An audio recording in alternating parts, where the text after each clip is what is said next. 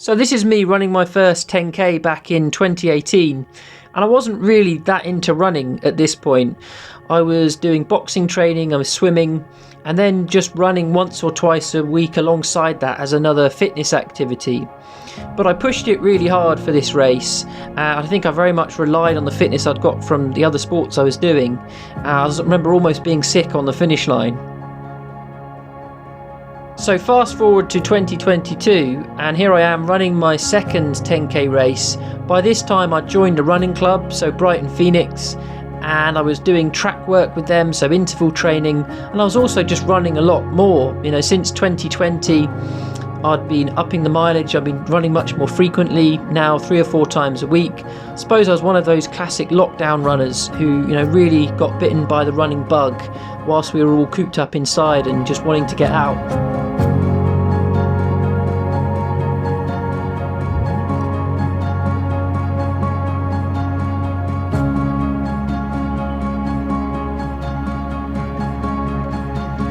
Then to 2023, so most of my year had consisted of doing long trail races. So the South Downs Way 50 miler, the South Downs Way 100, my first 100 mile race, a 6-hour time trial where you run as many loops as you can for the Bates Green Gallop. I think I ended up doing about 42 miles, and then also a solo adventure running from the place I was born to where I live now, so from London to Brighton, a 75 miler. Starting to feel a bit sick. So not the kind of training really that is particularly good for 10k running. It's long, slow, easy miles. However, I had decided in the lead up to my third 10k race to do some more specific 10k training, and I really hoped it would pay off on the day of the race.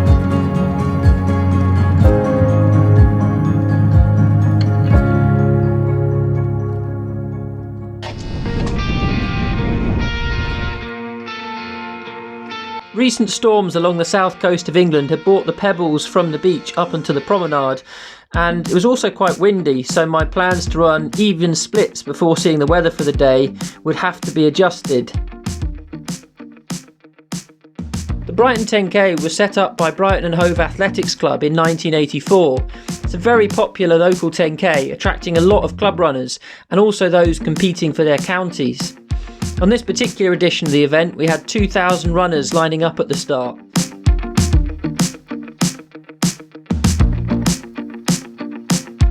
The first kilometre of the race would be going into up to 45 mile an hour winds, and then from there till a 5.5k point it would be with the wind behind us. Then we'd turn into the wind for an agonising 3 kilometres, and then with the final kilometre it would be with the wind behind us.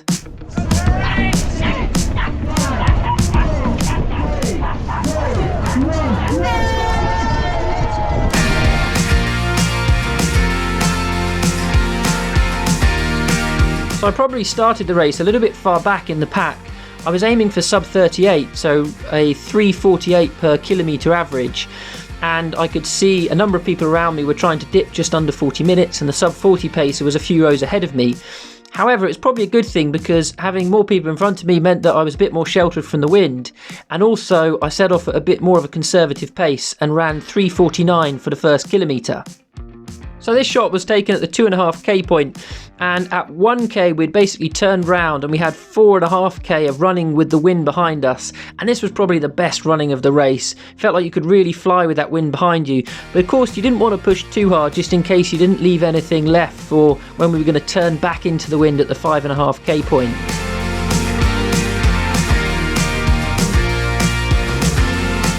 So with the wind behind me for kilometres 2, 3, 4 and 5, I managed to go under my 3:48 aim, and then with kilometre 6, half of it with the wind behind me and half going into the wind, I managed to run just under pace at 3:47.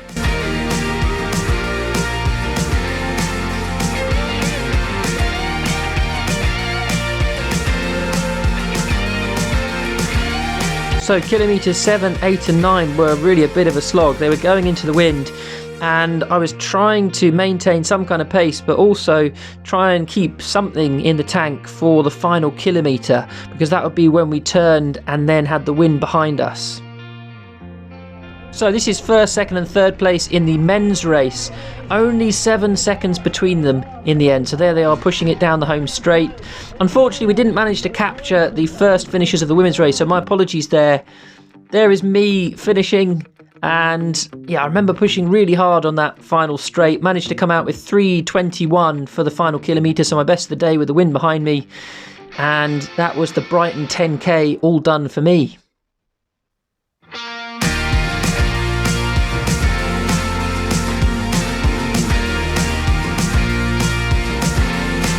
So I wanted to share here how I managed to improve my 10k time.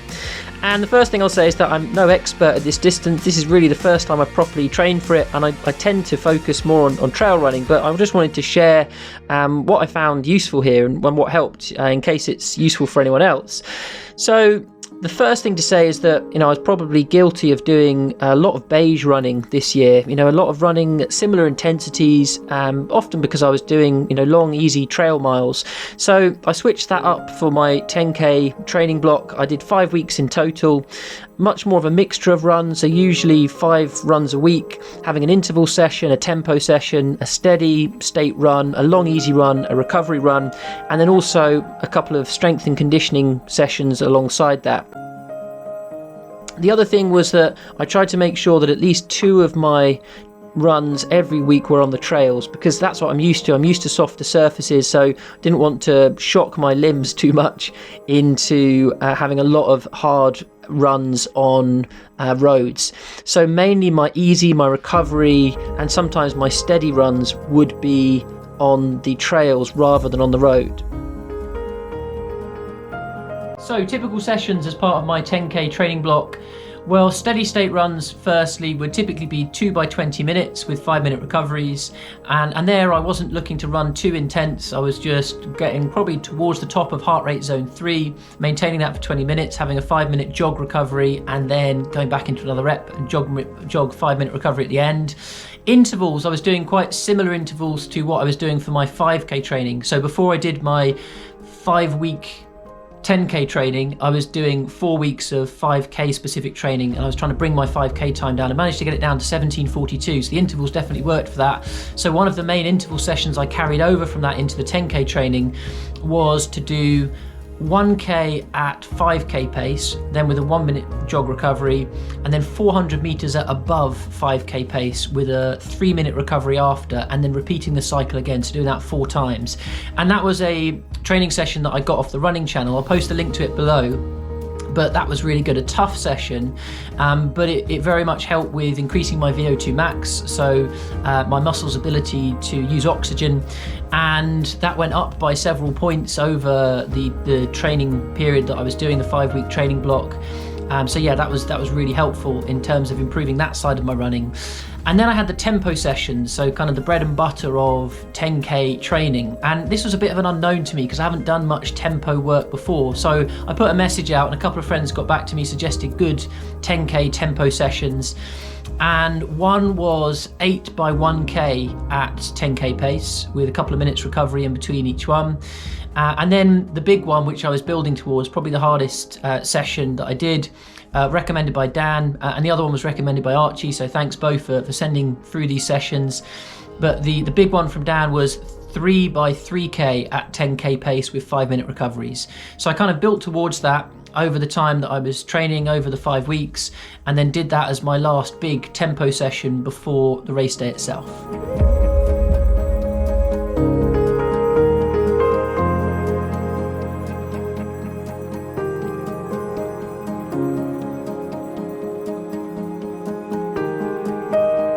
So the other thing, besides increasing my volume with my running, having greater variety, having greater intensity, the other thing I used to try and achieve my best time was super shoes, and I'd never used these prior to a couple of months ago, but I went with the Nike Vaporfly 2. I also used that for my PB effort for the 5k that I did, and yeah, I feel they really made a difference, particularly with leg turnover and not feeling quite as fatigued and leggy in the later parts of the 5k and 10k. And I didn't use them actually during training at all. So all of my speed sessions I was doing in the Asics Gel Cumulus 24. So not really a speed shoe, very much a daily trainer, but a shoe that I find very comfortable. And then I just used the Nike Vaporfly on the days and of the races. And the reason for that is because one, psychologically, I think it helped. So just knowing that I could do speed sessions in a shoe that wasn't as designed for speed work, and then having something up my sleeve on race day to kind of pull out and think, okay, these are my fast shoes, these are the ones that I'm going with. But also because they're quite a flimsy shoe and they're not particularly durable. So I want to get as much out of them as possible. I think I've now done a total of like 11 miles in them or so, but I don't really know how long they'll last for. I mean, those who know more about super shoes will probably be able to tell me, but that was my first pair that I bought, and they seem to have helped, they seem to have made a difference. So those are the things that I found useful in terms of my 10K training and bringing down my time. Let me know below if there are things that you find particularly useful. It might be some of the things I mentioned in this video, it might be some different things altogether. And yeah, I may well come back to doing another road race some point soon. So at the moment it seems to be a kind of yearly ritual. I'm mainly, as I said earlier, out on the trails and doing races there. But yeah, I'm interested to see how I might be able to get on and train for a half marathon or a marathon distance and come back to those at some point, because it has been a very long time. So thanks for watching, everyone. Have a good week, enjoy your running, and I'll see you all in